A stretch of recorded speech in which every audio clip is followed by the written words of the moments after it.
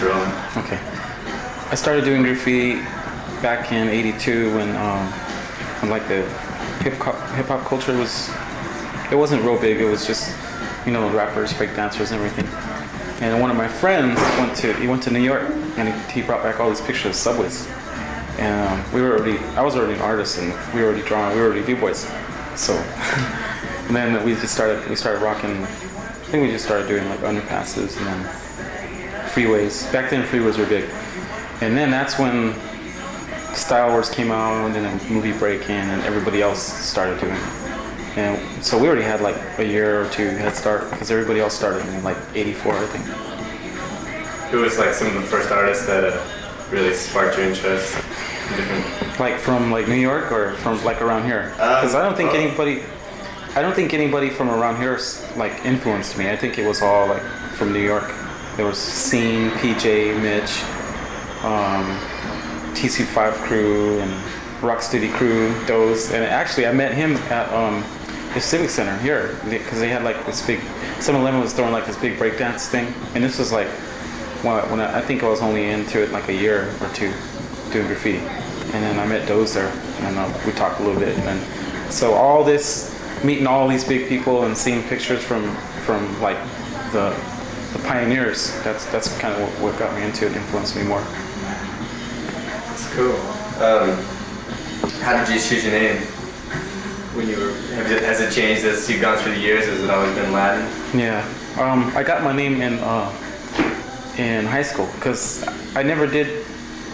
Junior high.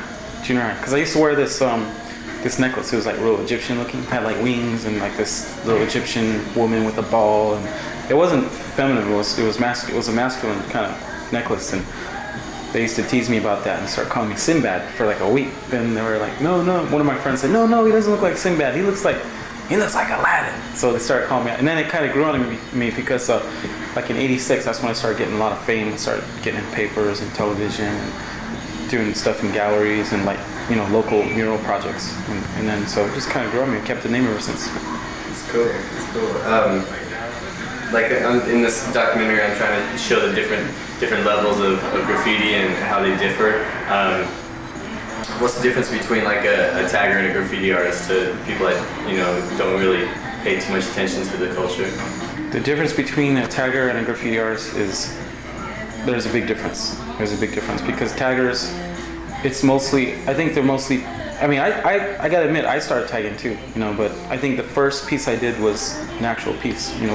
We bombed this high school because tagging was never real. Back then, in the beginning, tagging wasn't a part of it. It was, but it was just to get your name up. Like if you were on, like say for instance, if you were on a bus, if you were walking through an underpass, like a freeway underpass, one of those train bridges, something like that, something that you'd want to do real fast just to get up.